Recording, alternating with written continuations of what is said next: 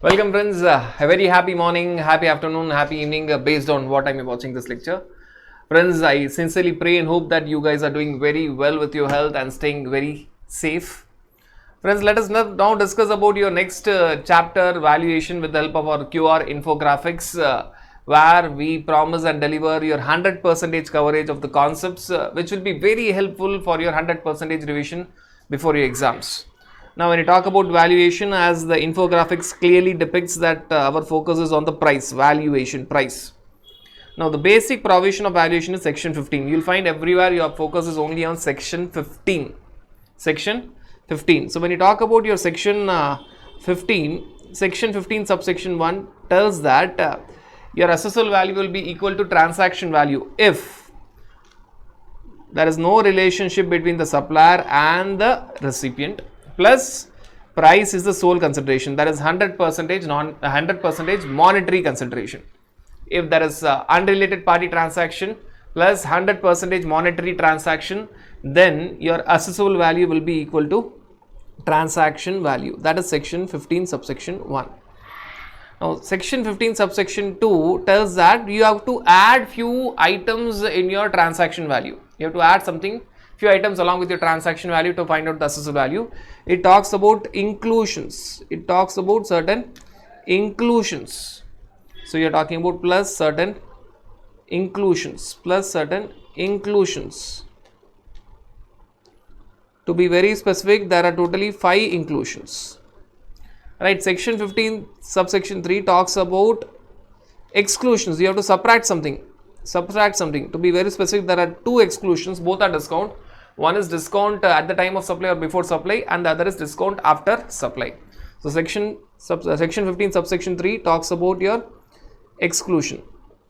If you go through it again, if at all you are satisfying 2 main conditions, that the transaction is between unrelated persons and price is sole consideration, 100% monetary consideration, then your assessable value will be equal to transaction value, section 15 subsection 1, plus 5 inclusions, section 15 subsection 2, minus 2 exclusions, section 15 subsection 3. Now, in certain cases, even though you are satisfying those 2 criteria, you will be shifted to your valuation rules. Now, when are you shifted to valuation rules? So, when you are talking about valuation rules, there are 2 parts when you are shifted to valuation rules. One is a case where you are not satisfying the criteria, which means the transaction is between related persons or price is not the sole consideration. That is the first scenario, section 15 subsection 4. One more scenario, section 15 subsection 5. For notified supplies, you cannot go with the main provision, that is section 15 subsection 1. You have to go to valuation rules.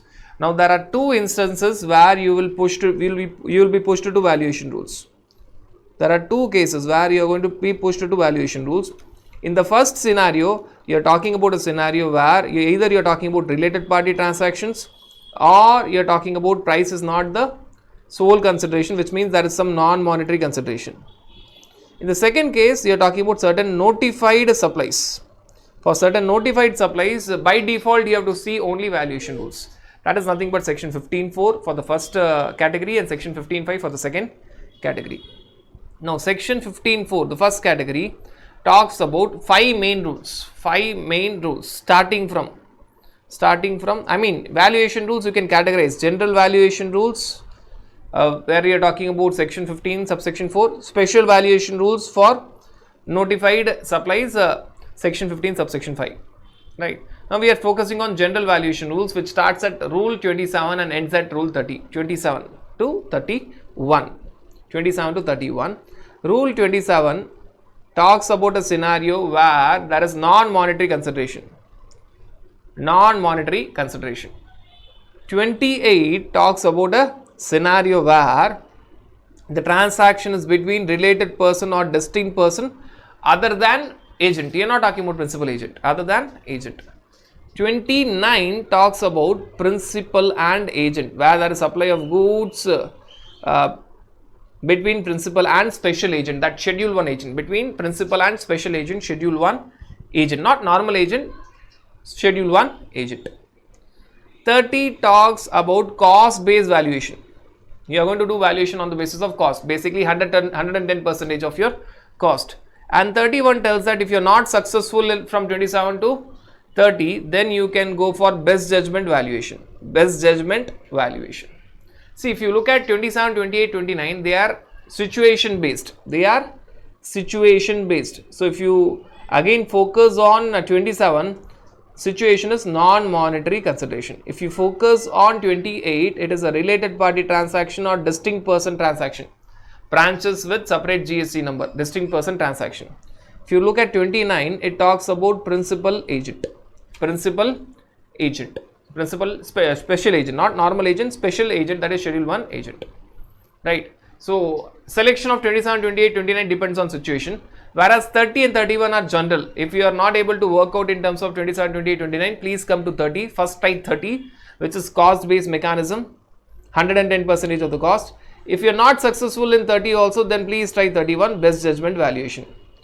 Best judgment will be done. It is open method. You have to apply your intellect or brain and finally find what should be the valuation to the best of your judgment. Basically, it will be done by the officer. Right. These are the general valuation rules that we have. We are talking about the general valuation rules that we do have. When general valuation rules are applicable, where it is a related party transaction or price is not the sole consideration, that is presence of non-monetary consideration is there. Now our focus is on special valuation rules where it is for notified supplies. Friends, understand that even if the conditions are fulfilled, even if the transaction is between unrelated persons and price is the sole consideration, even for those cases, for notified supplies, you forget about section 15.1. You have to jump to section 15 subsection 5, where you have special valuation for certain notified supplies. The first scenario is a scenario where you are talking about rule 31A. Actionable claims valuation will be done here. If at all you are talking about actionable claims, valuation will be done in terms of rule 31A. And friends, if you are talking about rule 32, it will talk about a lot of other cases. Rule 32, it will talk about lot of other cases that are there. You are talking about money changes, you are talking about air travel agents, you are talking about life insurance companies. Money changes covers banks and authorized dealers. You are not talking about airline companies, you are talking about air travel agents. But in the next point, you are not talking about life insurance agents, you are talking about life insurance company. Then you are talking about valuation of second hand goods, a very important rule. Then you are talking about valuation for tokens, vouchers, or coupons. And finally, you are talking about supplies, valuation for notified service providers. This last category is of no use because there are no notified cases as of now. There are no notified cases as of now. So our focus will be on 31A, actionable claims. In 32, you have money changes. First you have money changes, then you have your air travel agent, not the airline company. Then you have life insurance company, not the life insurance agent. Then you have second hand goods, then you have tokens, valuation of tokens, vouchers and coupons. So that is covered in rule 32. Right. Basically that is the coverage of special valuation rules. Now friends, there are other miscellaneous rules which are also there. First one being your concept of pure agent. Right. If at all you are fulfilling pure agent, you need not add certain things. That is covered in rule 33. If you are fulfilling certain criteria or conditions of pure agent, if you are taking your out of pocket expenses, reimbursements, those out of pocket expenses or reimbursements will not be added to the value if the conditions of rule 33 are met. Otherwise, they will be added to the value. Then you have rule 34, which talks about how to select the rate of exchange and the relevant date. How to select your rate of exchange based on the relevant date. What will be the relevant date and what will be the rate of exchange. If at all you are having foreign currency, this is very important when you have foreign currency. If you have foreign currency, you have to first convert that foreign currency into Indian currency. So you require that relevant date and your rate of exchange. Friends, there is one more miscellaneous rule by the name rule 35, which talks about cum tax calculation. Again a very important rule, cum tax calculation. So you have another miscellaneous rule, rule 35, cum tax calculation. If you are not specifically charging GST, supposing I am required to pay GST but I did not collect, I am charging 1 lakh rupees without even collecting GST from the customer. Now that 1 lakh will be taken as including GST. I will be doing reverse working. There will be something called as reverse working, which will be there in rule 35. It will be applicable if at all I did not collect GST from my customer or I collected lesser GST from my customer. So in that scenario, this cum tax calculation will be helpful. Friends, this is the bird's eye view of what we are going to discuss in your valuation chapter. Welcome friends. Now let us see the detailed analysis of your valuation based on section 15. So when you are talking about section 15, we have already discussed that when you talk about section 15 subsection 1, it tells that assessable value is equal to transaction value, but if conditions are satisfied. Friends, what are the conditions that we have discussed? It should not be a related party transaction and price should be sole consideration, that is 100% monetary consideration.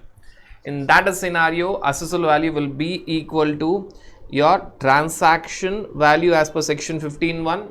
Transaction value is nothing but price actually paid or payable plus certain inclusions in terms of section 15.2. Certain inclusions in terms of section 15.2, to be very specific, 5 inclusions minus certain exclusion in terms of section 15.3. To be very specific, you are talking about 2 exclusions. Inclusions you have 5 in number and exclusions you have 2 in number. Inclusions you are talking about 5 in number and exclusions you are talking about 2 in number.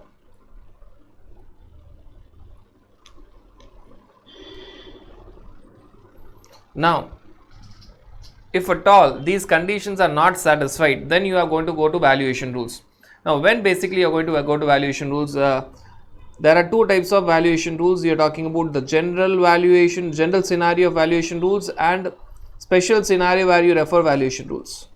General scenario where you refer valuation rules is a scenario where you don't fulfill the criteria, which means either you are talking about a related party transaction or you are talking where a price is not the sole consideration. When you are talking about normal transaction value, when the parties are not related and when price is the sole consideration. If you don't satisfy any of the condition, which means if you are talking about either related party transaction or if you are talking about price is not the sole consideration, which means there is some non-monetary consideration, then you have to refer to valuation rules general category, section 15.4. Now, there is a special category of valuation rules as well, section 15 subsection 5, where if at all you are talking about notified supplies, there are certain notified supplies, example actionable claim, or you are talking about your money changer, air travel agent, etc., where even if the conditions are satisfied, even if supplier and recipient are not related, even if price is the sole consideration, even then you have to refer valuation rules. In spite of the fact that you are talking about both the conditions being satisfied, price is the sole consideration and it is a unrelated party transaction, they are not related, supplier recipient not related, even then if your supply is a notified supply, then you have to refer to valuation rule, special valuation rule, section 15 subsection Y gives that reference.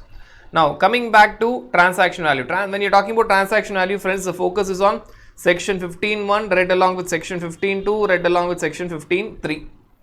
Right, transaction value basically means price actually paid or payable. Basically, it is nothing but the selling price or the service charges. Selling price for the goods that you charge or the service charges for the service that you are going to charge. Now, when you talk about assessable transaction value, basic selling price or service charge will be added. Plus, there are certain inclusions. To be very specific, there are 5 inclusions minus 2 exclusions. Now, friends, what are the inclusions that are there? So, if you want to remember the inclusions, you can remember it as toys, T-O-I-I-S, toys. I mean, you can remember it as toys, T-O-I-I-S, toys. And exclusions, D-D, toys, de. De in Hindi means give me toys. Toys, D-D, de. Now, TOIIS refers to what? T stands for your taxes, O stands for your obligation, the obligation of the supplier which is met by the recipient, obligation. I stands for incidental expenses. Again, I stands for your interest on late payment or delayed payment of consideration. It may be interest or late fees or penalty, whatever name you call. S stands for subsidy. S stands for subsidy. And for each of the picture, each of the item, you have a certain infographics which is very related. Taxes, specifically other taxes that you're talking about. On cigarettes, you have excise duty, obligation, you have support, incidental expenses, you have split pricing system, interest for late payment of consideration, that is time value of money, and subsidy where government is helping you. So government or any other person, not necessarily government. If government is helping you, it will not be included. If subsidy is given by someone else, it will be added. So infographics will clearly show you what is the understanding. So there are 5 inclusions. Toys, TOIIS. Taxes, you are talking about taxes, you are talking about obligation of the supplier met by the recipient, you are talking about incidental expenses, you are talking about interest on delayed payment of consideration, you are talking about subsidy. Now, exclusion, there are only 2 exclusions, both are discount. One is discount at the time of supply or before supply. One is discount after supply. Both are discount. But one is discount at the time of supply or before supply, one is discount after supply. Now, when you talk about inclusions, let us take one by one inclusions and try to understand. Inclusions, now there are 5 inclusions, and let us try to understand. The first inclusion happens to be taxes. Now, what you have to add is all non-GST taxes you are going to add. To be very clear, GST will be there in the end.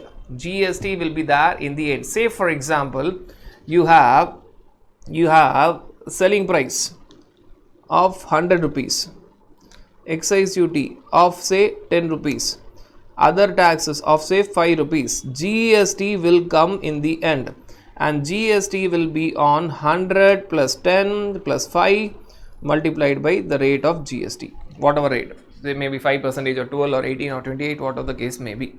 So GST will be on the end. GST is on price plus other taxes. GST is on price plus all other taxes other than GST. All other taxes other than GST and compensations. So non-GST taxes you have to add. 2 important observations. GST will always come in the end. And the value for the GST will be price plus other taxes. That will be the value. Obviously, when you want to calculate, find the GST, it will be assessable value multiplied by rate of tax. So you have to take the rate of tax. Assessable value will be price plus other taxes multiplied by the rate that you have. Now friends, there is a clarification which came up. Whether GST will be on income tax TCS. GST will be always in the end when you talk about other taxes. These are all other taxes. But there is a scenario where you are talking about income tax TCS. Supposing, say, I will take the same example. Selling price 100, GST will be only on 100 multiplied by percentage. GST will be only on 100 multiplied by its percentage, whatever is the percentage, assessable value multiplied by rate of tax. And you are talking about your income tax TCS. Your income tax TCS, which is also collected from the customer, that will come finally. That will be coming finally. Income tax TCS will come finally on your 100 rupees plus your GST amount multiplied by the income tax TCS rate. Now, which means that here GST is not on other taxes. GST is only on your price year. GST is only on your price year. It is not on other taxes.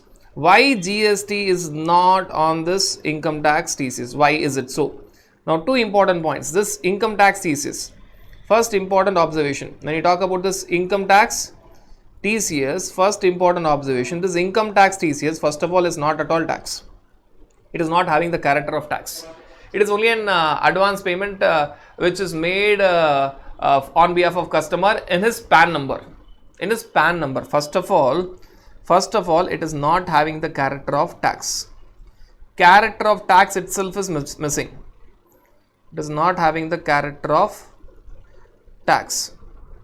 Right? It is not having that character of tax. Secondly, even if you call it as tax, it is nothing but your advance tax, not of yours. It is advance tax of your customer. It is not your advance tax. It will go and sit in the 26As of customer. 26A is nothing but a form in income tax. It will go and sit along with advance tax in 26As of your customer from whom you are collecting. So two important points. When you talk about this income tax TCS, it is not added. You don't charge GST on income tax TCS. You don't do that. Normally what you do, you take your GST, you charge GST on price plus your other taxes. Whether it is excise duty or VAT or other taxes, you add on other taxes multiplied by the rate. But in this scenario, where you are talking about income tax TCS, GST is only on the price. This income tax TCS will not be called as other tax. Why is it so that this income tax TCS is not called as other tax? Point number one, it is not having the character of tax. First of all, it is an income tax. It is not indirect tax, it is direct tax, it is income tax. And secondly, it is not having the character of tax. Thirdly, even if you treat it as tax, it is the advance tax of the customer, which he can get the refund of at the time of filing his income tax return, which will go and sit in the 26A form of the customer. Supposing the customer is not having any income tax liability, it will be refunded back. And then that is the reason, the first point I said, that it is not having the character of tax. So GST will not be there on income tax TCS. Normally GST will come in the end. GST will be on price plus other taxes. This is the first scenario. But there is a circular which tells that GST will not be there on income tax TCS. I have given three reasons. First of all, we are talking about income tax aspect. Secondly, this TCS is not having the character of tax. Thirdly, even if you call it as tax, it is nothing but a kind of advance tax of the customer that you pay for him, and it will go and sit in 26 days of the customer. And if at all, assume that customer is having no tax liability, he will get the refund of that as well. So this you have to understand when you talk about the first point, taxes. First point, taxes. Right, so that circular also we have discussed. Second point, obligation of supplier which is met by the recipient, which means that something should have been paid by the supplier and it is paid by the recipient. Obligation of supplier which is met by the recipient only if it is not already included in transaction value. Now let us take an example to understand that. Let us assume that you are talking about a scenario where I am the supplier and I have entered into a contract with you telling that I am going to provide you, say, event management services. For, say, we have agreed for, say, rupees 10 lakhs. Right. Now at the time of event, my representative, third party, someone else, I mean, I would have given a lot of works to other people. I'm not going to do all the works. A third party came there at the venue and he has put some tents and he has given certain utensils and he is telling the recipient, please pay me 3 lakhs. Please pay me 3 lakhs. What he has given? He has given certain tents plus utensils, etc. He is given something and is asking for 3 lakhs. Now what recipient will do? Recipient calls me and recipient tells that, see, you said that you are going to do everything for 10 lakhs. Now this person is asking 3 lakhs. Now supplier tells that, don't worry, you pay him 3 lakhs. When you are making the payment to me, you pay me after deducting the 3 lakhs. So when recipient finally settles the payment, he settles the payment only for 7 lakhs. Now the question arises, what is the assessable value for this supplier? Assessable value for this particular supplier. Assessable value for the supplier is price that he is going to charge and he is going to actually get 7 lakhs, price actually paid or payable 7 lakhs plus obligation of supplier. This payment 3 lakhs was actually the obligation of supplier. Supplier should have paid, but it was paid by recipient, made by the recipient. This 3 lakhs which is paid to third party, it was actually the obligation of supplier. Supplier should have paid it. But he said, recipient, okay, you pay on my behalf. When you are making me the payment, you deduct the amount. So obligation of the supplier met by the recipient. 7 lakhs plus 3 lakhs. So totally it is 10 lakhs. You are talking about price actually paid or payable. And here you are talking about obligation of supplier. Supplier should have paid to third party, but it is finally paid by the recipient. So total value will be, again, you will pay, supplier will charge GST on 10 lakhs. Now one might ask a question, what about third party? Obviously, here the focus is only on the supplier. Obviously, third party has supplied the services to the supplier and he is going to charge GST on 3 lakhs. So that is, we are not talking about third party. Third party is the supplier to this particular event management contractor. So when third party is raising invoice, he will charge GST on 3 lakhs. So that is subject matter of third party. As of now, we are talking about the transaction between supplier and this recipient, event management company and this recipient. For this event management company, value will be 7 lakhs plus 3 lakhs. 7 lakhs price actually paid or payable, 3 lakhs obligation of the supplier which is met by the recipient on his behalf. On his behalf. Now, if you are talking about the contract between third party and the event management company, third party is the supplier and he is going to charge 3 lakhs. So, for him the value is 3 lakhs. Event management company will be the recipient. So, that is a very normal transaction. Obviously, there are two transactions, third party to event management company, normal answer 3 lakhs. Event management company to recipient, it is 7 lakhs plus 3 lakhs, totally 10 lakhs. I repeat, third party to event management company, assessable value is normal value 3 lakhs. Event management company, or third party will pay output tax, event management company will take input tax credit. Event management company to recipient, it is 7 lakhs plus 3 lakhs, 10 lakhs. So, event management company will pay GST on 10 lakhs, and obviously recipient, if he is eligible, he can take the input tax credit of the same. So, that is the point when you talk about obligation of the supplier met by the recipient. TO, we have completed two inclusions, taxes and obligation. Now, IIS, incidental charges or expenses for anything, incidental expenses for packing, for transportation, for insurance, etc. For anything, incidental charges charged for anything, but it should be done at the time or before removal. It should be done at the time of before removal or at the time of removal. Rather, the wording is removal, before or at the time of removal. Incidental charges charged for anything done before or at the time of delivery. Before or at the time of delivery. Before delivering the goods or at the time of delivering the goods. Now, what can be the classic example of that? The classic example for that could be, you are talking about transaction, supposing you are purchasing a laptop. The selling price charged on the invoice is 1 lakh.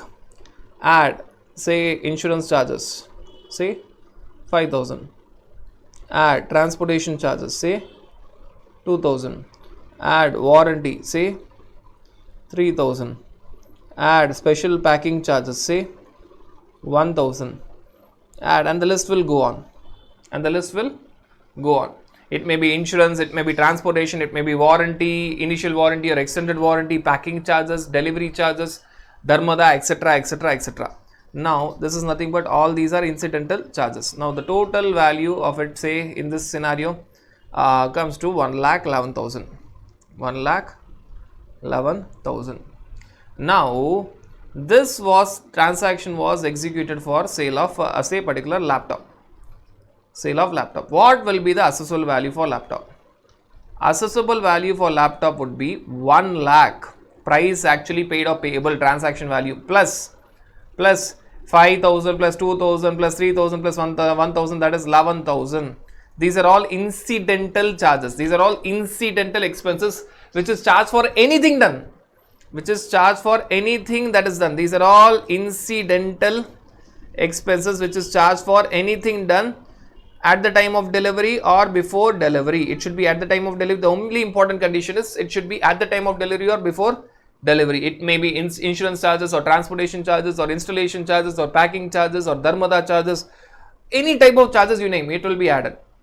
So, this represents price and this represents incidental expenses charged at the time of delivery or before delivery. So, assessable value friends will be 1,11,000.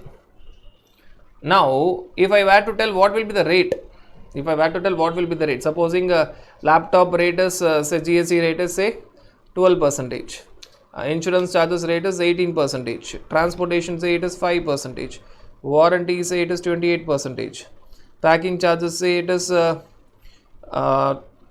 12%, other charges say it is 0%. What will be the rate? Now, if at all I were to calculate, the next step being GST, GST will be on 1,11,000. And friends, this will be discussed in the next chapter. It is a composite supply. 2 or more supplies together, where one of them is a principal supply, naturally bundled. It is a composite supply multiplied by 1,11,000 multiplied by the rate of the principal supply. When you're talking about two or more supplies together, it may be either composite supply or mixed supply. This is a classic example of composite supply. Composite supply. Naturally bundled. This is naturally there. Whenever you are talking about a scenario where you are talking about an item is given along with transportation, insurance, packing, it is very normal practice, naturally bundled case scenario. And friends, here the principal supply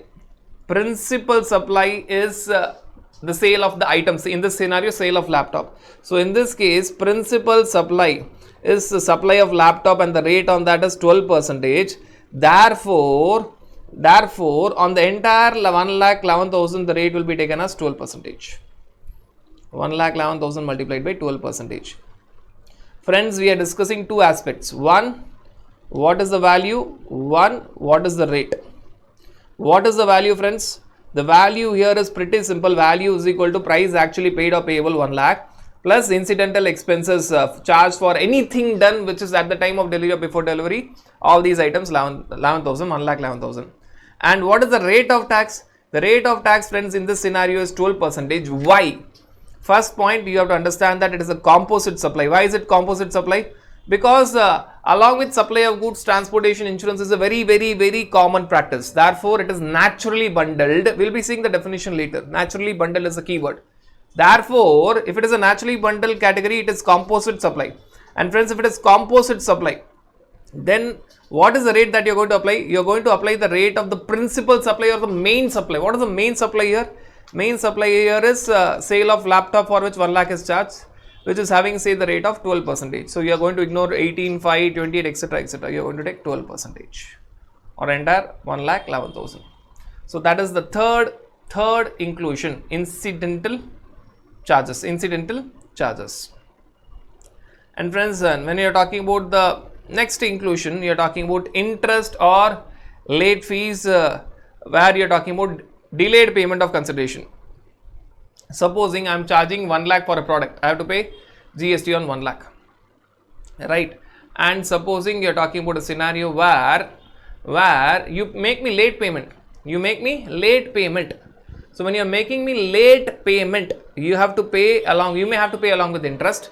When you are paying interest, that is also included in the assessable value. Interest, you may call it as interest or late fees or penalty, whatever name you give. Whether you name it as interest or late fees or penalty, it is not important. It is on delayed payment of consideration. Late payment of consideration. Friends, we are not talking about interest on loan. We are talking about interest on loan is a supply which is exempted. Rate of tax is 0%. We are talking about interest on delayed payment of consideration. What? Interest on delayed payment of consideration. Now, supposing there was a supply in the month of April 2022, right? Now that supplier has given the goods or services in the month of April 2022 with an invoice where the invoice was talking about, say, 10 lakhs plus GST at the rate of 5%. GST at the rate of 5%, which is, say, we'll take the example of, say, 1 lakh. 1 lakh plus GST at the rate of 5%, say, which is 5,000.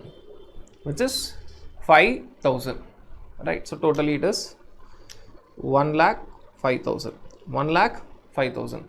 Supplier, friends, will pay output tax of 5,000 and recipient, friends, will get the input tax credit of the same 5,000.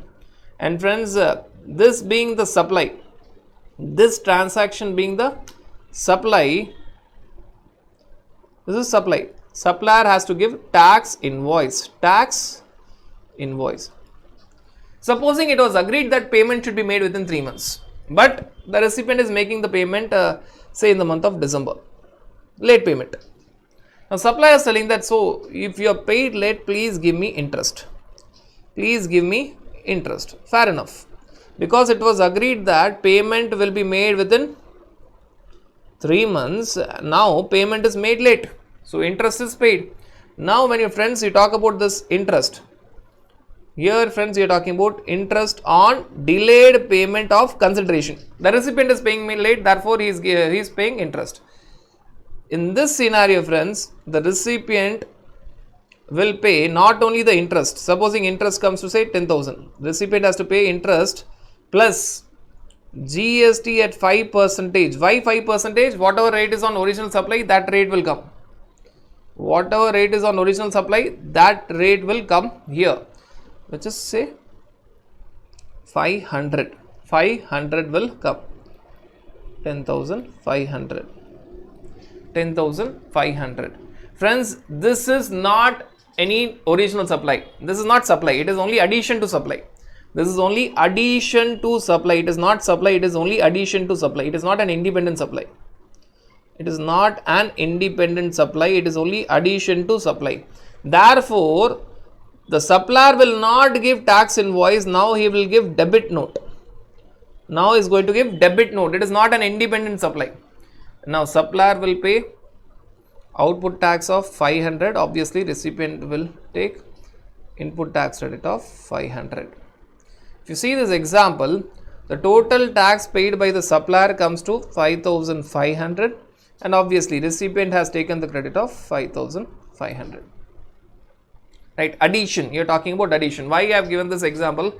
Exact opposite scenario will be for discount. So you have to understand this very clearly, and I have given all the important points that is required. What has happened in the month of April 2022?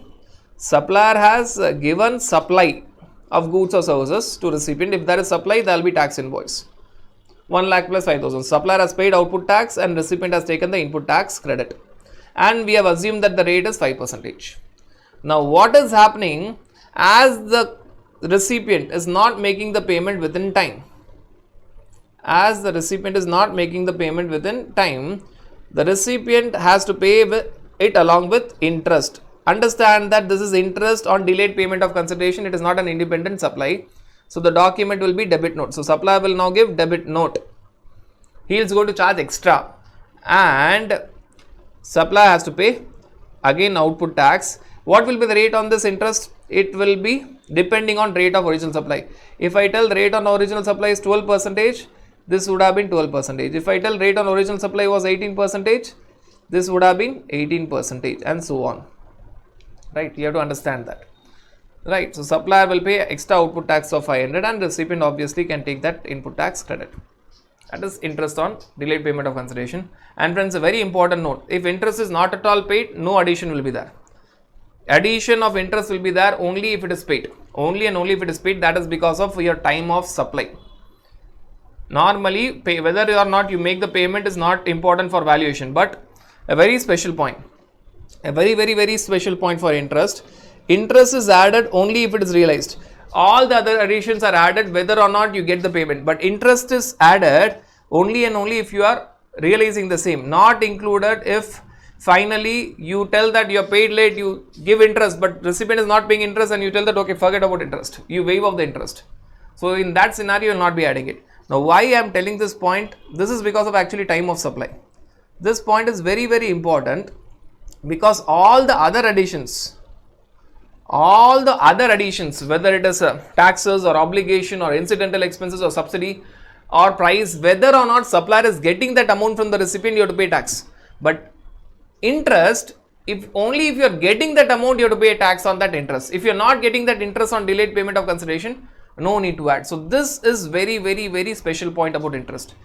All the other addition, including price, whether or not supplier is getting the payment from the recipient, he has to pay output tax. But as far as interest or late fees or penalty, etc. on delayed payment of consideration is concerned, you add it to the value only when you actually get it, receipt basis.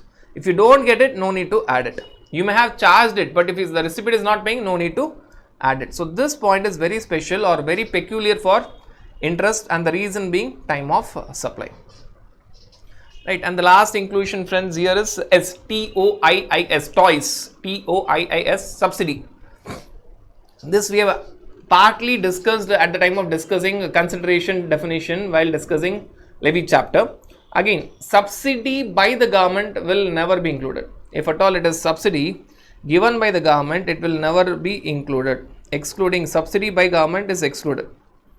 Now subsidy by any other person other than government, plus if it is directly linked to the price, it will be included. Subsidy given by holding company will be included. Subsidy given by non-profit organization will be included. Anyone. But subsidy given by central government, state government will not be included. Now how to understand that? How to understand that if you are talking about subsidy? If you are talking about subsidy you categorize into two: given by central government, state government; given by other than central government, other than state government. Right? If it is given by central government, state government, very clearly, it is not included in assessable value. It is not included in assessable value. If it is given by other than central government, state government, plus if it is a scenario where it is not directly linked to the price, not linked to the price. Second scenario, linked to the price. If it is not linked to the price, again it is not added to assessable value.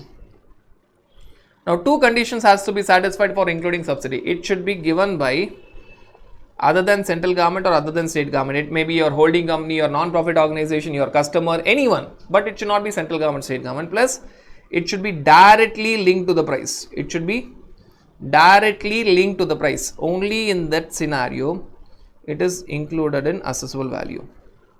So for adding subsidy, friends, there should be two conditions. First, it should be from other than central government, other than state government. Second, it should be directly linked to the price. Only then it is included. Otherwise, it is not included. So 2 points you have to understand. Whether it is given by central government, state government, yes, forget about it. If it is not given by central government, state government, ask another question. Whether it is directly linked to the price, no, don't include it. And if it is directly linked to the price, it is other than central government, state government, plus it is directly linked to the price, two conditions, then it will be included in assessable value. That is an important point for your subsidy. That is a very important point for your subsidy. So friends, if you see all the 5 additions, now we are done with all your 5 additions, all your 5 additions: taxes, obligation, incidental, interest and subsidy. Now when you talk about your exclusions, there are 2 categories of exclusions. First, both are discount. One is discount at the time of supply or before supply. One is discount after supply. First category is pretty simple. Discount at the time of supply or before supply, you can deduct it, you can exclude it if it is duly recorded in invoice. Very simple. The first point, which type of discount are we talking about? Discount can be of any type, any description. It can be cash discount, it can be trade discount, it can be damage discount. So a discount can be of any type, any description. So if the question talks about cash discount or trade discount or turnover discount, or you're talking about damage discount or differential discount to differential customers, it can be any type of discount. Any type of discount you can deduct it. If it is at the time of supply, what you have to do? Please record it on invoice, it will be deducted. Say for example, if discount is at the time of supply, it is at the time of supply. You are talking about a scenario where selling price is 1 lakh rupees and whatever type of discount is given as 10,000. It is duly recorded on tax invoice. It is duly recorded on tax invoice. Clearly recorded on tax invoice. Assessable value will be 90,000. Assessable value will be your 90,000. Right. So it can be any type of all you have to do is record it on invoice. Clearly record it on tax invoice. Please record it on tax invoice. Give the breakup. Give the breakup. So here, how you get the assessable value? Assessable value is equal to price, which is 1 lakh, minus discount. So which is 1 lakh minus your discount of 10,000, which gives you your 90,000. What type of discount can be there? It can be any type of discount. Cash, trade, damage, turnover. We are talking about differential discount to different customers. It can be any type of discount. Special discount to special customers. We are talking about quantity discount. Any type of discount, it is allowed. Right? That is the first category. Now second category is very important. that you have to read it along with your interest category. That is very, very crucial. Now, second type of discount, which is after supply. You did not give discount at the time of supply, you gave it after supply because conditions were met later on. If it is discount after supply, if it is discount at the time or before supply, record it on invoice, give the breakup. If it is discount after supply, then you have to do certain things. First, that discount should be as per the agreement which is entered or agreed at the time of supply. Though discount is given later, that agreement to give discount is at the time of supply. Agreement is entered earlier. So there should be an agreement. Second, discount is linked to the invoice. So your discount which is given later on, you should link it. For discount you are going to give credit note. That credit note should be linked to the original tax invoice. And final condition, if when you are deducting discount from value, you are going to pay or you are going to reverse your output tax. If you are reversing your output tax, you are reducing your output tax, corresponding input tax credit should be reversed by the recipient. Three conditions. We'll try to understand it again. Agreement to give discount should be at the time of supply. For discount, you give credit note. That credit note should be linked to the invoice. Plus, when you are giving discount, you are deducting it from the value. You are going to reverse your output tax as a supplier. You have to ensure that your recipient, your customer should reverse corresponding, not the entire input tax credit, corresponding input tax credit.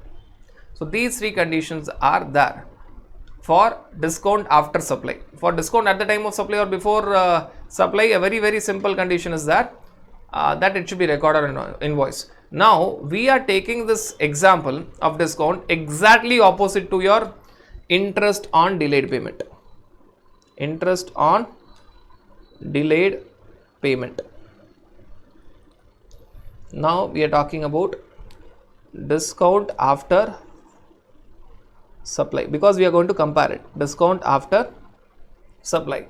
Now what is happening is supplier is initially supplying the goods to the recipient for, say, we'll take the same figures, 1 lakh plus GST at, say, same rate, say 5%, 5,000. 1 lakh 5,000. And friends, this also happens, let us assume that this happens in the month of April 2022. Right.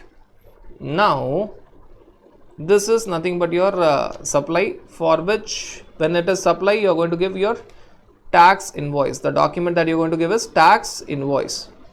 Now, supplier will pay output tax. Supplier will pay output tax of 5,000 and recipient will enjoy the input tax credit of 5,000. Now assume that there's a clear-cut condition which is at the time of supply, that if recipient is making the payment within so and so time, discount will be given, or if recipient is purchasing so and so quantity within so and so time, a discount will be given. So certain agreements were entered for discount, and assume that the conditions for discount are satisfied in December 2022. Supplier said the recipient, you purchase so many quantities, I'll give you discount right from the beginning, right from the first unit of purchase. So what is happening is that condition of the agreement is met by the recipient somewhere in December 2022, and in December 2022 the recipient tells that, okay, I have fulfilled the condition, please give me my discount. Right. Now supplier now is giving discount. Friends, again understand that discount is deduction from the value. Now for discount, supplier will give credit note. It is not a original, it's not an independent supply.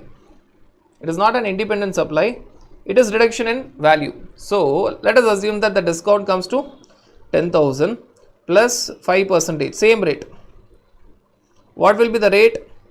Understand that debit note, credit note are not having any independent existence. Whatever was the rate on the invoice, that rate will come here. As already discussed, if the rate would have been 12% here it would have been 12%. If the rate would have been 18% on the original invoice, on credit note it would have been 18% and so on.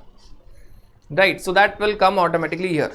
Now understand friends that now this supplier will reverse his output tax of 500. Reverse.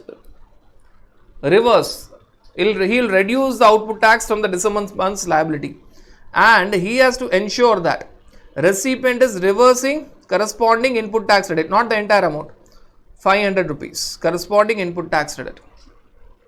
If you want to understand very clearly, final output tax that supplier was going to pay is 4,500, 5,000 minus 500, and final input tax credit that recipient can take is 4,500. Exactly opposite of interest on delayed payment.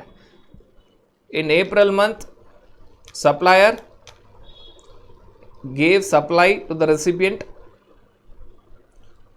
along with tax invoice, and supplier paid output tax of 5,000, recipient enjoyed the input tax credit of 5,000. Now, there were certain conditions of discount there in the agreement at the time of supply. Agreement was there at the time of supply for discount. So, agreement was there right in the beginning, but that agreement conditions were met in the December month. So, first condition is satisfied. Agreement for giving discount was there at the time of supply or before supply. So, that condition is met. Second condition, this invoice is linked to credit note. When you are giving discount, you have to give credit note. So, invoice, this credit note will have reference number of your tax invoice. So, this credit note is linked to tax invoice. Second condition is met. Third condition, when supplier is reducing its value, supplier will reduce or reverse output tax.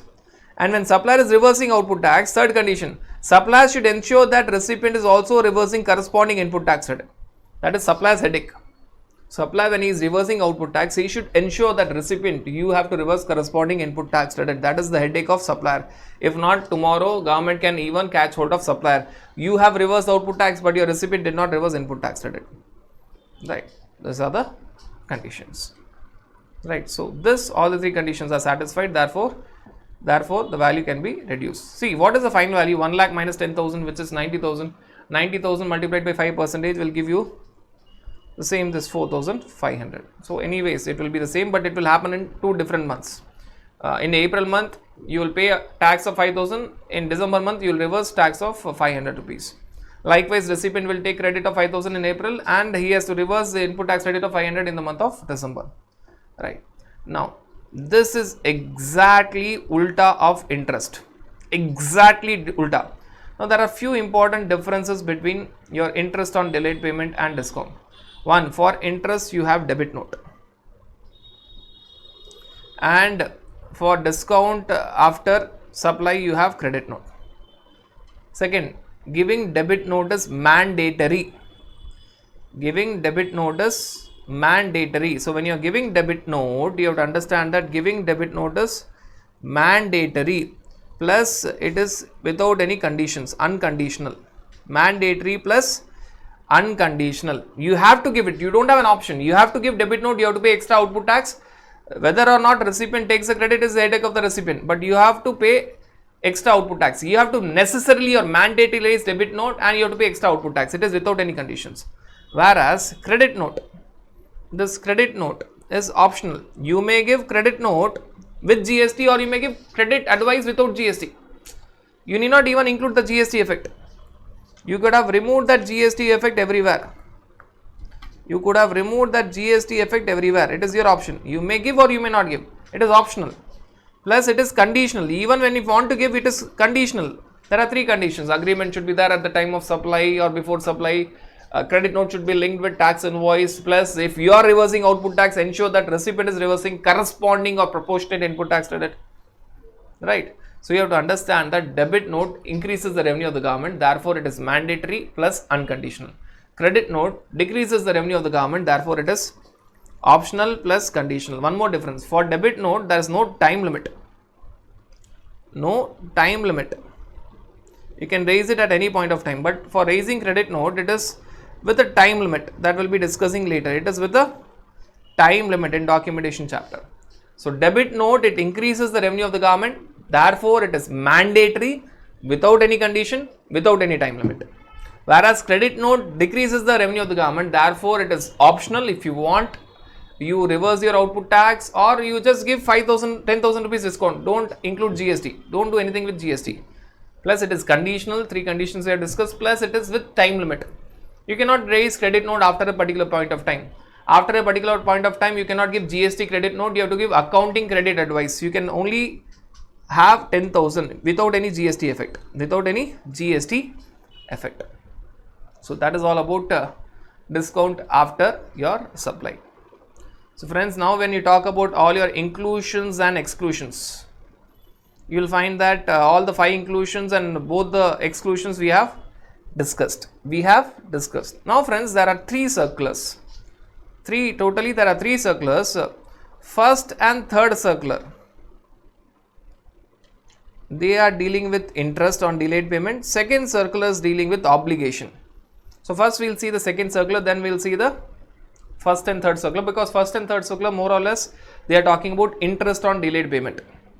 Now what is the second circular talking about? Second circular is talking about your obligation of the supplier met by the recipient. Now let us take a scenario. Principal has given molds free of cost to job worker, which means that supposing I am the principal, you guys are the job worker. I am giving you a raw material, say fabric, and asking you to convert to ready-made garments. You don't have molds, I am giving you mold. Right, I am giving you mold. Now whether, obviously when job worker is raising invoice, he has to pay GST on his job working charges, supply of services. Whether job worker should include the value of mold, whether job worker should include the value of the mold along with job working charges, whether job worker should pay GST on his job working charges or job working charges plus value of the mold. Now it depends on the contract. If job worker was not under any obligation to use his own molds, job worker clearly said that see, I am not going to use my own molds, you have to give me the molds. There is no obligation, therefore principal gave the molds, then it will not be included. Job worker has clearly said in the beginning that if I am doing, you have clearly said me in the beginning that if I am going to do this process, you have to give me molds. Now when I give you molds, the obligation is not met by the recipient. You are the supplier, job worker, I am the recipient. I am not fulfilling your obligation. It was my obligation which I am fulfilling. Recipient is not fulfilling supplier's obligation. There was no obligation on the supplier of the supplier, therefore not included. If job worker was under obligation to use his own molds. Now in the second scenario, which is very interesting, supposing there is a scenario where originally job worker, you guys are the job worker supplier, you said that we are going to use our own molds, but due to some reason you could not purchase your capital goods or molds, and I said don't worry, I will purchase and give you the molds. In that scenario, it was your obligation to purchase the molds, you did not do it due to some reasons, therefore I said that don't worry, I'll purchase the molds and give it to you. Now it is supplier's obligation, job worker's obligation, which is met by the recipient, which is met by the principal, so it will be added in the assessable value. If I were to show by way of pictorial presentation, then it would be in this manner, right? Who's the supplier? Job worker is the supplier, principal is the recipient. Job worker happens to be the supplier, he is supplying the service, he is doing the work, right? Now job worker is going to charge what? Job worker is going to charge job working charges. Job worker is going to charge job working charges. Principal is giving molds free of cost to the job worker. Molds is nothing but capital goods free of cost to the job worker. Now two scenarios are possible. Scenario number 1, scenario number 2. Two scenarios. It was job workers obligation. It was not job workers obligation. Job worker clearly said that see, I am going to do the work, you have to give the molds. Now job worker did not have any obligation to purchase the molds. Job worker did not have any obligation to purchase the molds. He clearly said that see, principal, you want to do the work, you give me molds, I don't have molds, therefore principal gave me the molds. In that scenario, assessable value will be only equal to job working charges, because there was no obligation of the job worker which is met by the principal. Now second scenario, job worker obligation was to purchase the molds. It was job worker's obligation to purchase the molds. You guys are the job worker, you said that we'll use our own molds. Finally, you found that there are no molds with you or no capital goods with you, or the capital goods with you are not usable. Therefore, I as a recipient, principal as a recipient gave you the molds. In that scenario, assessable value for the job worker will be job working charges plus value of molds. This is because obligation of the supplier, met by recipient, obligation of job worker met by recipient is principal, so that is this understanding. So that is all about this second circular that we have taken, obligation. Now the other two circulars 1 and 3 are dealing with interest on delayed payment, of consideration. Let me take those examples are given there. Let me put it in a pictorial presentation so that things are pretty clear for you. Supposing you are purchasing a mobile phone, we are talking about say Chennai Mobiles. You are going to a mobile shop and you guys are the recipient, right? They are supplying you a mobile phone for say 1 lakh rupees plus GST, right? And they are giving you installment facility. Chennai Mobiles itself is giving you payment in installment facility, EMI facility. It is giving you EMI facility. Supplier itself is giving you EMI facility, right? So when you are as a recipient, when you are making the payment, as a recipient, Chennai Mobiles is giving you EMI facility. So as a recipient, when you are making the payment, how much you pay? You pay 1 lakh obviously plus GST, 1 lakh plus GST, plus you also pay interest or penal interest. If you pay on time, normal interest. If you don't pay on time, along with interest, there will be an additional interest, penal interest or penal interest. Now this interest or penal interest, supposing this comes to say 10,000, this interest or penal interest, supposing that comes to say this interest or penal interest is coming to 10,000. What is your assessable value?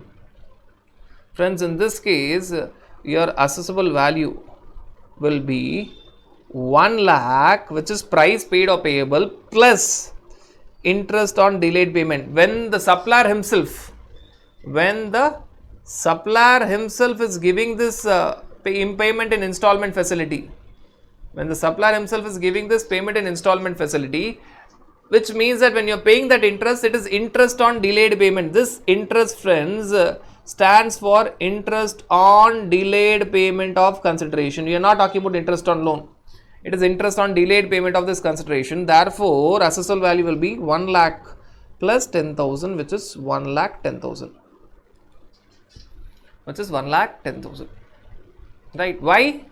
Because supplier himself gave this facility, installment facility, to the recipient, and this interest that the recipient is paying on this installment facility is nothing but interest on delayed payment of consideration. Therefore, the value is 1 lakh price paid or payable plus interest on delayed payment of consideration, 1 lakh 10,000. So that is this understanding. Now, if I change this example a bit, Chennai Mobiles is giving you, Chennai Mobiles as a supplier is giving you a phone for say same 1 lakh plus GST. Now Chennai Mobiles is having option of EMI facility, but it is not going to give. There is a third party, a bank which is going to give you a loan.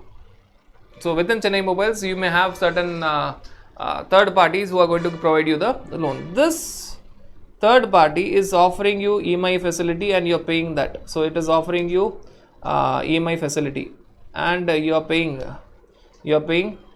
this 1 lakh plus GST plus interest or penal interest if you pay on time, penal interest, which is interest on interest if you don't pay on time this EMI. Third party is doing that. Now friends, understand that what is the assessable value for Chennai Mobiles. Assessable value for Chennai Mobiles. Assessable value for Chennai Mobiles. Assessable value for, now there are two contracts, so I have to write specifically for Chennai Mobiles is equal to 1 lakh. Because you as a recipient, supposing I am Chennai Mobiles, you are a recipient. To me, you will immediately pay 1 lakh plus GST. You will take loan from someone. That third party may be a friend or bank or someone. So, as far as Chennai Mobile is concerned, you have given me 1 lakh. So, for me, value is 1 lakh. Now, third party, when it is given EMI facility, it is nothing but loan. It is nothing but loan. And when you are paying principal plus interest. That third party has given you loan and you have to pay principal 1 lakh plus 1 lakh plus GST plus interest on that. Now friends, understand that this interest or penal interest is nothing but interest on loan. Interest on loan. It is not delayed payment. There are two contracts now. One between Chennai Mobiles and the recipient, for which the assessable value for Chennai Mobiles is 1 lakh. The other contract is between third party who has given loan. Loan is mere transaction money, no GST, but when the recipient repays the amount, you have to repay. That person has given you loan and you have to repay principal plus interest. When you are paying that interest, this interest is nothing but interest on loan. It is not interest on delayed payment of consideration. And friends, understand that interest on loan is an independent supply. It has got nothing to do with Chennai Mobiles. Independent supply. And it is exempted. Rate is 0%. It is exempted. Yes, there is supply even by the third party, for which the consideration is interest on loan, which is an independent supply, but that is exempted. The rate is 0%. The GST rate on that is 0%. Now friends, if you compare, you will get two things. You will get one, interest on delayed payment of consideration. Second, interest on loan. A very, very important point that you have to understand. Interest on delayed payment of consideration, interest on loan. Now the first difference, interest on delayed payment of consideration is not an independent supply. It is addition to value. It is addition to value. It is not an independent supply. It is nothing but it is adding to the value. We are going to add it to the value. Whereas interest on loan, it is a separate or independent supply by itself. Independent supply by itself. You are giving loan and you are going to get interest on loan. Whereas interest on delayed payment of consideration, you have sold the goods or given the services. When the consideration is coming late, you are going to charge interest on delayed payment of consideration. Debtors. It's not loan. It is from debtors you are getting late, you are going to charge interest. Second difference. When you talk about your interest on loan, interest on delayed payment of consideration, you are going to give the document called as debit note. The document is debit note.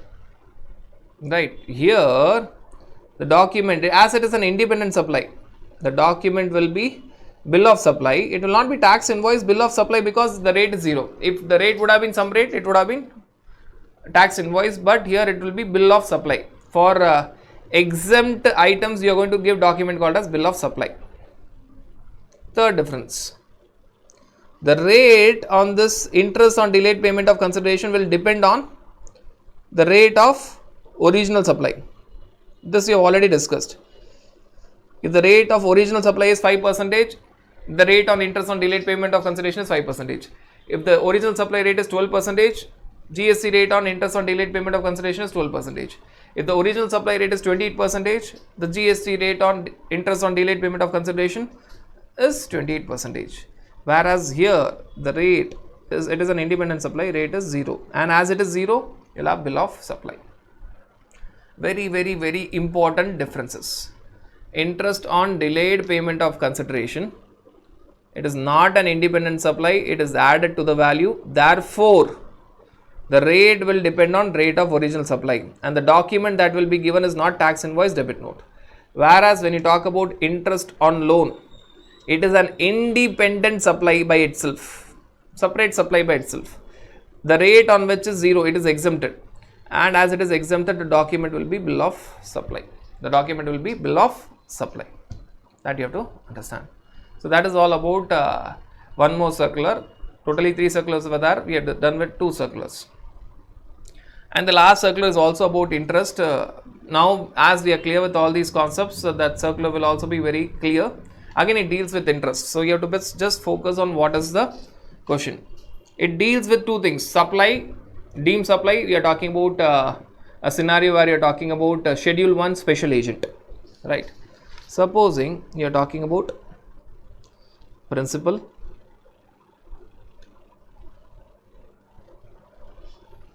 customer, and you are talking about normal del creditor agent. You are talking about del creditor agent, but not a special agent. He is not covered in schedule 1. He is not a special agent. Del creditor agent will also take the risk of making the payment of the customer.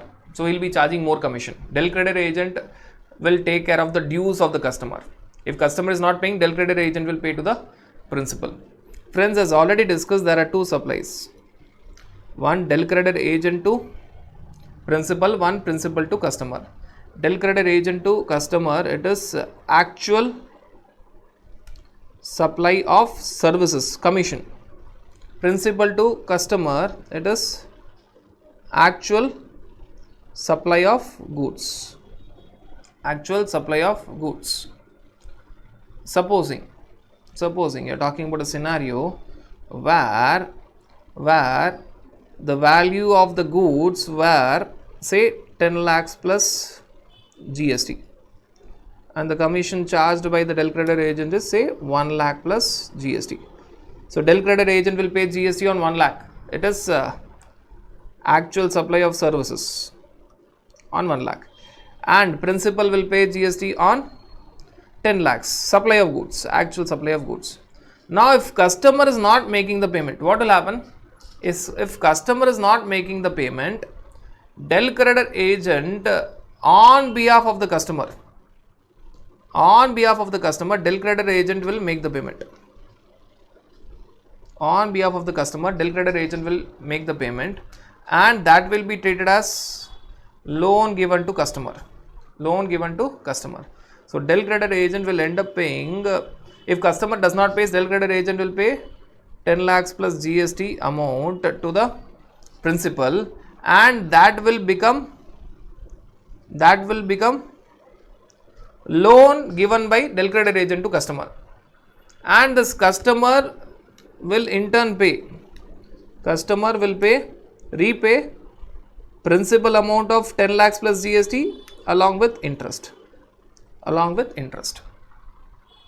Right. Now what is the extra aspect which is given here? If customer is not making the payment, del creditor agent on behalf of customer will make the payment of 10 lakhs plus GST, which will be treated as loan by del creditor agent to customer, and this customer will, again obviously customer will pay back to the del creditor agent principal amount of 10 lakhs plus GST plus interest.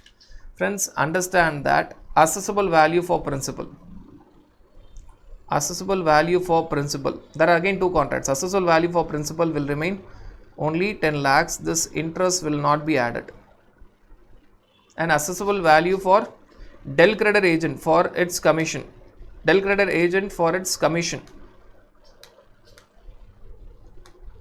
will be only 1 lakhs. So you are talking about 2 contracts. Principal to customer will be principal to customer. If it is you are talking about principal to customer, it will be assessable value will be only 10 lakhs. Next you are talking about a scenario where you are talking about del creditor agent to principal, it will be 1 lakh. Now what about del creditor agent getting interest from the customer? Friends, understand that this transaction, this interest portion, it is interest on loan. Again, interest on loan which is exempted 0%. This third contract is between del creditor agent and customer. There are 3 contracts here: principal to customer, del creditor agent to principal, del creditor agent to customer loan. Principal to customer, assessable value is 10 lakhs, interest will not be added. GST will be at the goods rate multiplied by GST rate. Del credit agent to principal value will be commission 1 lakh multiplied by the GST rate, whereas del credit agent to customer interest on loan, it will be exempted. This is exempted 0%. 0%. Right. But friends, if I tell that this del credit agent is a schedule 1 agent, then the entire thing changes. A very, very important observation. Principal del credit agent is a schedule 1 agent, special agent, and you're talking about customer. Now this entire understanding goes for a change, because now supply is by principal to del credit agent and del credit agent to customer. Schedule 1 agent is an agent who has the right or authority to raise the invoice to the customer under his own name. He may or may not disclose the identity of principal. So as far as customer is concerned, he will see del credit agent as the real owner, which is not so, but he'll see that. Now the first transaction is nothing but deemed supply of goods. Both are goods. There is no consideration. When the goods are given by principal to del credit agent, there is no consideration, but it will be treated as deemed supply of goods. You are talking about para 3 schedule 1. And the second transaction will be treated as actual supply of goods. This we have already discussed in your levy chapter. Actual supply of goods. Both are goods. Both are now goods. Right. So what will happen now, assuming that I am giving some values here. Supposing the value that I am giving here, say it is 9 lakhs plus GST. You have to see valuation rules. Here it is, I am giving it as 10 lakhs plus GST. This 9 lakhs will come from your valuation rules. 10 lakhs is the actual consideration paid by the customer. Right. Now, if the customer is not making the payment, what will happen? Customer is not making the payment, then on behalf of the customer, this del credit agent will pay this amount, say 10 lakhs plus GST. Obviously his commission will be again paid back, this amount to the principal. See what will happen, the normal accounting flow will continue. Del credit agent will pay 10 lakhs plus GST to the principal will again give back commission of 1 lakh plus GST to del credit agent. But basically first 10 lakhs plus GST will go to the principal. Out of the 10 lakhs, 1 lakh plus GST will be given to the del credit agent as his commission. So you have to understand that. Now this will be converted as loan. This will be treated as loan given to the customer, and customer will pay this amount of 10 lakhs plus this amount of 10 lakhs principal amount plus interest amount, 10 lakhs plus GST plus interest amount to the del credit agent. Now friends, understand that the transaction itself is changing for the principal. Now there are again how many contracts are there? Principal to del credit agent, deemed supply of goods. Assessable value is 9 lakhs. Full stop. Nothing more. Now second contract, there are no 3 contracts, there are only 2 contracts. Del credit agent to customer. Assessable value is equal to 10 lakhs plus interest, because friends this interest now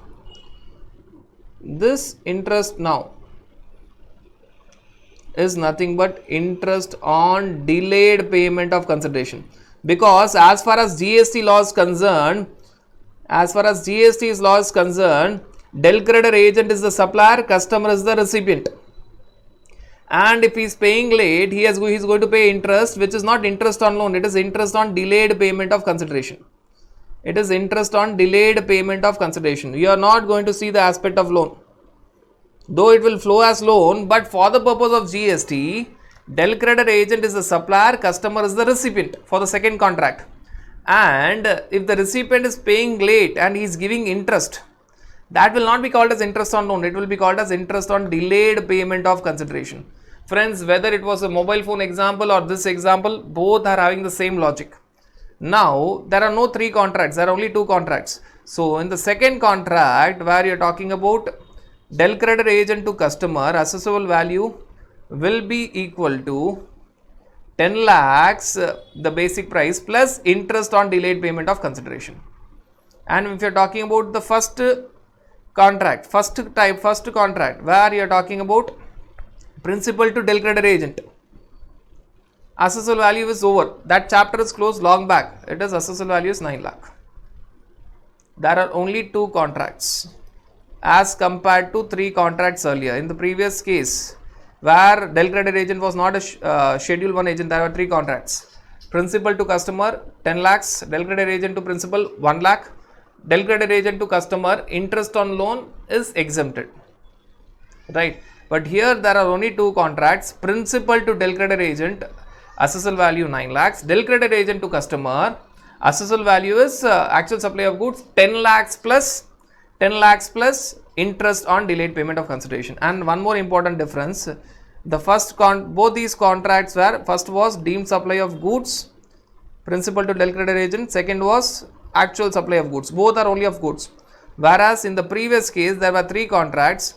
Principal to customer was actual supply of goods, agent to principal was actual supply of services, and del creditor agent to customer loan, that was also actual supply of services, but the fact is interest on loan is exempted 0%. So you can see that difference. Friends, that is all about your valuation chapter, where you're talking about valuation chapter basics, where you're talking about section 15. You're not talking about valuation rules. Other than valuation rules, the basic of valuation chapter where you're talking about section 15.1, 15.2, 15.3. Price actually paid or payable plus 5 inclusions minus 2 exclusions. Now obviously circular took a lot of time, but other than circular, if you see, that took a very less time when you see the aspect other than a circular. It took a very less time. How to remember 5 inclusions? TOISS, toys, TOIIS. They. Exclusions to the discount. One is discount at the time of supply or before supply, other is discount after supply. So that completes our understanding of valuation in terms of section 15.1, 15.2, 15.3.